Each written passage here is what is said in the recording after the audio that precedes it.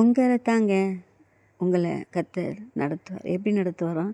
நித்தமும் நடத்துவார். கர்த்தர் நித்தமும் உன்னை நடத்துவார். இங்கே ஸ்பெசிஃபிக்காக உன்னை வாசிக்கிறோம். தனித்தனியான ஒவ்வொரு மனுஷனையும் கர்த்தர் நித்தமும் நடத்துவார்.